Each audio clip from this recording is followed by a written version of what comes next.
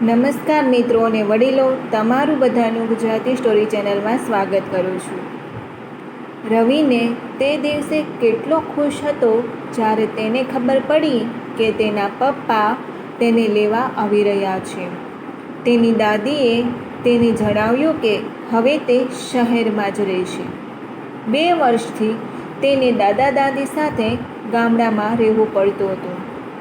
સંજોગો જ કંઈક એવા હતા. 2 વર્ષ પહેલાં રવિની મમ્મી એક અકસ્માતને કારણે તેને હંમેશ માટે છોડીને ચાલી ગઈ હતી.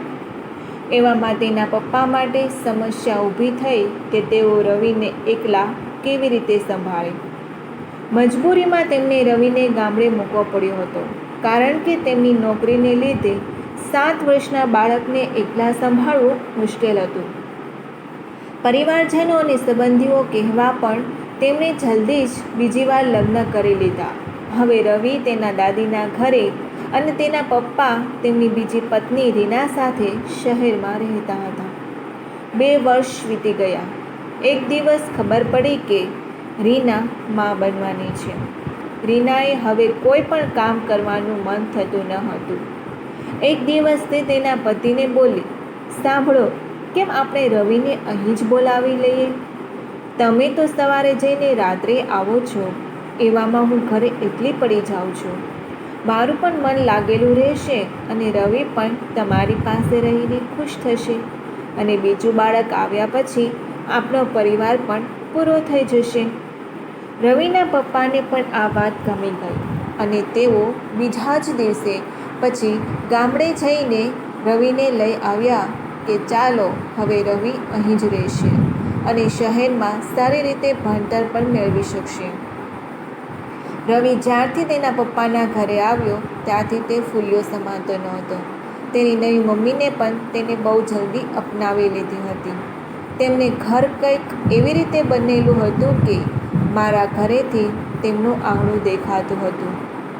રવિની શાળામાં કદાચ અત્યારે વેકેશન ચાલી રહ્યું હતું. તે આખો દિવસ મને આંગણામાં અવર જવર કરતો દેખાતો. ક્યારેક કચરાપેટીમાં કચરો નાખવા આવે, ક્યારેક સાવરણી મૂકવા આવે, તો ક્યારેક પોતાનું પાણી ઢોળવા આવે, ક્યારેક સૂકવેલા કપડાં લેવા આવે, તો ક્યારેક શાકભાજીવાળા પાસેથી શાક લેવા. અહીં સુધી કે હવે તે બહારના નાના મોટા પણ કામ કરતો હતો.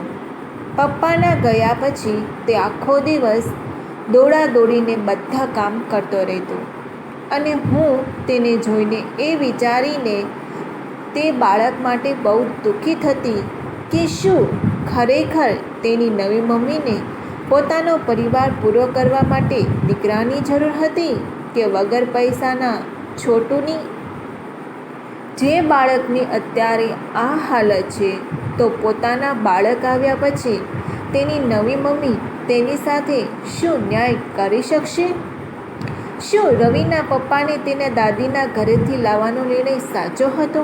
મિત્રો, જો તમને આ વાર્તા ગમી હોય તો કમેન્ટમાં રાધે રાધે જરૂર લખજો. લાઈક, શેર તથા ફોલો કરવાનું ભૂલશો નહીં. સાંભળવા માટે